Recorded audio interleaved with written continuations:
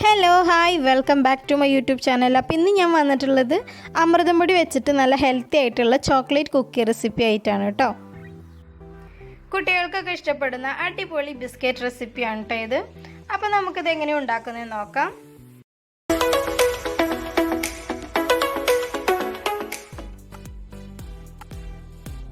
ഇത് ഉണ്ടാക്കാനായിട്ട് ഞാനിവിടെ ഒരു മുട്ട എടുത്തിട്ടുണ്ട്. മുട്ട നമുക്ക് നന്നായിട്ടൊന്ന് ബീറ്റ് ചെയ്തെടുക്കാം.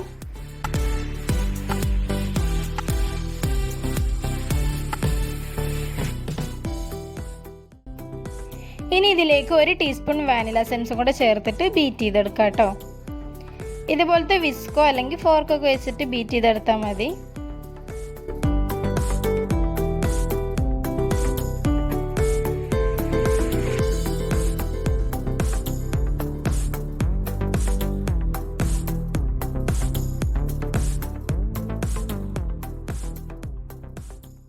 ഇനി ഇതിലേക്ക് 1/2 കപ്പ് പഞ്ചസാര പൊടിച്ചത് കുറേശ്ശെ ആയിട്ട് ഇട്ടിട്ട് ബീറ്റ് ചെയ്തെടുക്കാം.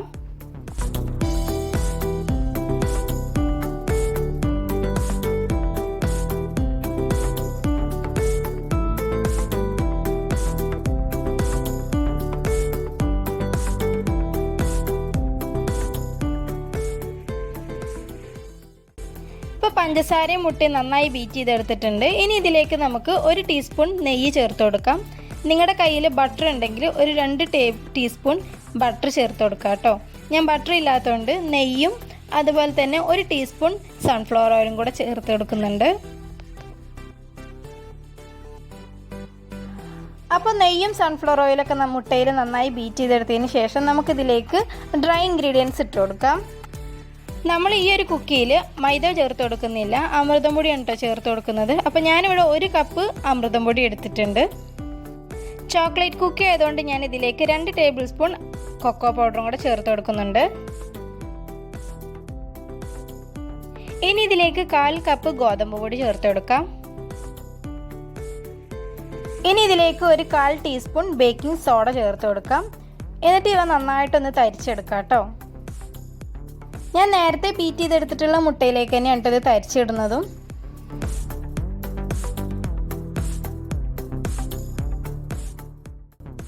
അപ്പോൾ പൊടിയെല്ലാം ഞാൻ തരിച്ചെടുത്തിട്ടുണ്ട്. ഇനി നമുക്ക് നന്നായിട്ടൊന്ന് മിക്സ് ചെയ്തെടുക്കാം കേട്ടോ. ഇനി നമുക്ക് ഇതിലേക്ക് കുറേശ്ശെ പാലൊഴിച്ചിട്ട് മിക്സ് ചെയ്തെടുക്കാം. ഒരുമിച്ച് പാലൊഴിക്കരുത്, കുറേശ്ശെ ആയിട്ട് ഒഴിച്ചിട്ട് നമ്മുടെ മാവിൻ്റെ ഒരു കറക്റ്റ് പരുവാകുമ്പോൾ നമുക്ക് നിർത്താം. ഞാനിതിലേക്ക് മൊത്തം 4 ടേബിൾ സ്പൂൺ പാലാണ് ഒഴിച്ചിട്ടുള്ളത് കേട്ടോ. സാധാരണ നമ്മൾ കുക്കിയൊക്കെ ഉണ്ടാക്കുമ്പോൾ നമ്മൾ ചപ്പാത്തി മാവിൻ്റെ ഒക്കെ ഒരു പരുവത്തിലാണ് ഉണ്ടാക്കാറ്. ഇത് നമ്മൾ കുറച്ചും കൂടി ലൂസാക്കിയിട്ട് വേണം ചെയ്തെടുക്കാനായിട്ട്. നമ്മളിത് റെസ്റ്റ് ചെയ്യാനൊന്നും വെക്കുന്നില്ല, ഉണ്ടാക്കിയ ഉടനെ നമുക്കിത് ബേക്ക് ചെയ്തെടുക്കാം കേട്ടോ.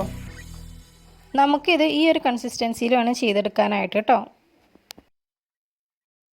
ഇനി നമുക്കിത് ഇതുപോലത്തെ ഒരു പൈപ്പിംഗ് ബാഗിലാക്കി കൊടുക്കാം.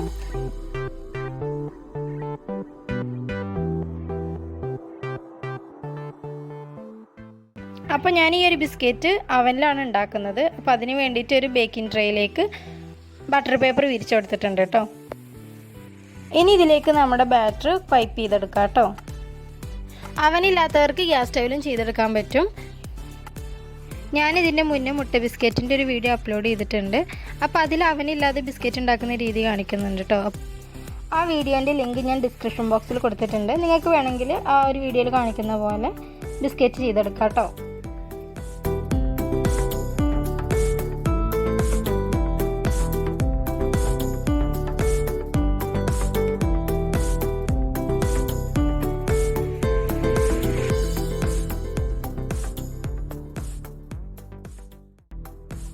അപ്പോൾ അങ്ങനെ എല്ലാതും ഞാൻ പൈപ്പ് ചെയ്തെടുത്തിട്ടുണ്ട്. ഇത് ഞാനൊരു ചെറിയ ബിസ്ക്കറ്റിൻ്റെ വലുപ്പത്തിലാണ് കേട്ടോ ചെയ്തെടുക്കുന്നത്. നിങ്ങൾക്ക് കുറച്ചും കൂടി വലിയ ബിസ്ക്കറ്റിന് വലിപ്പം വേണമെന്നുണ്ടെങ്കിൽ കുറച്ചും കൂടി വലുതാക്കി പൈപ്പ് ചെയ്തെടുത്താൽ മതി. അപ്പോൾ ഇത് ഞാൻ 170 ഡിഗ്രിയിൽ 10 മിനിറ്റ് പ്രീ ഹീറ്റ് ചെയ്ത് വെച്ചിട്ടുള്ള അവനിലേക്ക് വെച്ച് കൊടുക്കുകയാണ് കേട്ടോ. ബേക്കിംഗ് ടൈം 20 മിനിറ്റ് ആണ് കേട്ടോ സെറ്റ് ചെയ്ത് വെച്ചിട്ടുള്ളത്. ഇനി ഇത് ബേക്കായി വരുന്ന ടൈം കൊണ്ട് നമുക്ക് അതിൻ്റെ ഉള്ളിൽ ഞാനൊരു ചോക്ലേറ്റ് ഫില്ലിങ് കൊടുക്കുന്നുണ്ട്. അത് നമുക്കുണ്ടാക്കാം. ഇതിന് വേണ്ടിയിട്ട് ഞാൻ പാല് തിളപ്പിക്കാൻ വേണ്ടി വെച്ചിട്ടുണ്ട്. 1/4 കപ്പ് പാലാണ് കേട്ടോ ഞാൻ എടുത്തിട്ടുള്ളത്. പാല് തിളച്ച് വരുമ്പോൾ അതിലേക്ക് നമുക്ക് ചോക്ലേറ്റ് ഇട്ട് കൊടുക്കാം. ഞാൻ ഡാർക്ക് ചോക്ലേറ്റ് ആണ് ഇട്ട് കൊടുത്തിട്ടുള്ളത്. നിങ്ങളുടെ കയ്യിൽ ഏത് ചോക്ലേറ്റ് ആണോ ഉള്ളത് അപ്പോൾ ആ ഒരു ചോക്ലേറ്റ് വെച്ചിട്ട് ഫില്ലിങ് ഉണ്ടാക്കാം.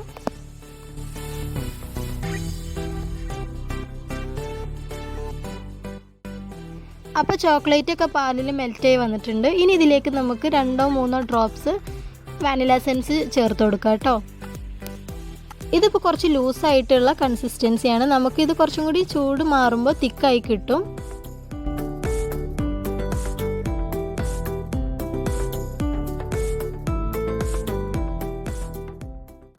അപ്പോൾ നമ്മുടെ ബിസ്ക്കറ്റ് ഇവിടെ ബേക്കായി വന്നിട്ടുണ്ട്. ഇനി നമുക്കിത് ചൂട് മാറാനായിട്ട് വെക്കാം.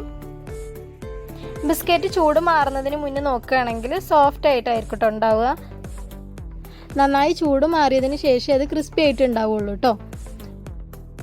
അപ്പോൾ നിങ്ങളത് ചൂട് മാറിയതിന് ശേഷം ബട്ടർ പേപ്പറിൽ നിന്ന് അടർത്തിയെടുത്താൽ മതി. അപ്പോൾ അങ്ങനെ ബിസ്ക്കറ്റ് നന്നായി ചൂട് മാറിയതിന് ശേഷം ക്രിസ്പി ആയി വന്നിട്ടുണ്ട് കേട്ടോ.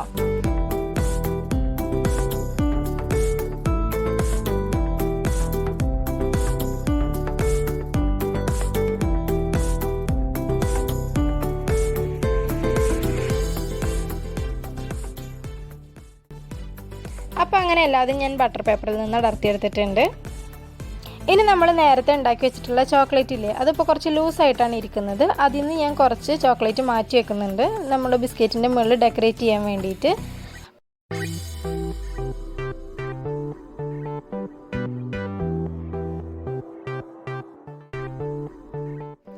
ബാക്കിയുള്ള ചോക്ലേറ്റ് നമുക്ക് ഫ്രീസറിൽ ഒരു 5 മിനിറ്റ് വെച്ച് തിക്കാക്കി എടുക്കാം കേട്ടോ. ഈ ഒരു പരുവത്തിലാണ് കേട്ടോ നമുക്ക് ചോക്ലേറ്റ് ഫ്രീസറിൽ വെച്ച് സെറ്റാക്കി എടുക്കേണ്ടത്. ഇനി ആ ചോക്ലേറ്റ് ഞാൻ ഇതുപോലത്തെ ഒരു പൈപ്പിംഗ് ബാഗിലാക്കി കൊടുക്കുന്നുണ്ട്.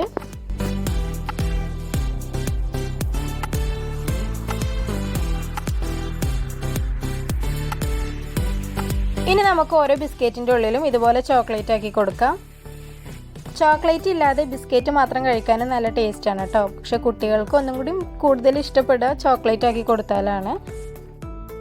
അപ്പോൾ ഇതുപോലെ എല്ലാ ബിസ്ക്കറ്റിലും ചെയ്തെടുക്കാം കേട്ടോ.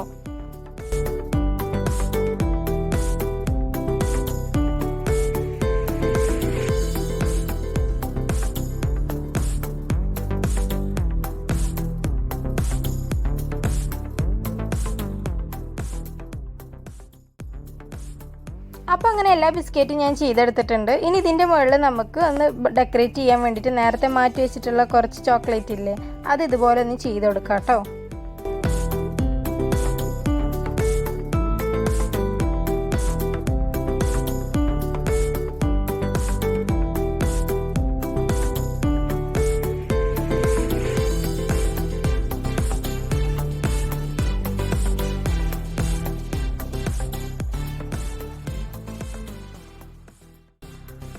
അപ്പോൾ നമ്മുടെ അടിപൊളി ചോക്ലേറ്റ് കുക്കി ഇവിടെ റെഡി ആയിട്ടുണ്ട്. നല്ല സിമ്പിളായിട്ട് ഉണ്ടാക്കാൻ പറ്റുന്ന ഒരു കുക്കിയാണ് കേട്ടോ ഇത്. അപ്പോൾ നിങ്ങൾ എല്ലാവരും ഇത് ട്രൈ ചെയ്ത് നോക്കണം. മുതിർന്നവർക്കും കുട്ടികൾക്കൊക്കെ ഒരുപോലെ ഇഷ്ടപ്പെടുന്ന ഒരു ബിസ്ക്കറ്റും കൂടിയാണ് കേട്ടോ ഇത്. അപ്പോൾ എല്ലാവരും ട്രൈ ചെയ്തിട്ട് നിങ്ങളുടെ അഭിപ്രായങ്ങളൊക്കെ താഴെ കമൻറ്റിലൂടെ അറിയിക്കണം കേട്ടോ. പിന്നെ നിങ്ങൾക്ക് ഈ വീഡിയോ ഇഷ്ടപ്പെടുകയാണെങ്കിൽ ലൈക്ക് ചെയ്യാനും ഷെയർ ചെയ്യാനും സബ്സ്ക്രൈബ് ചെയ്യാനും മറക്കരുത്. താങ്ക്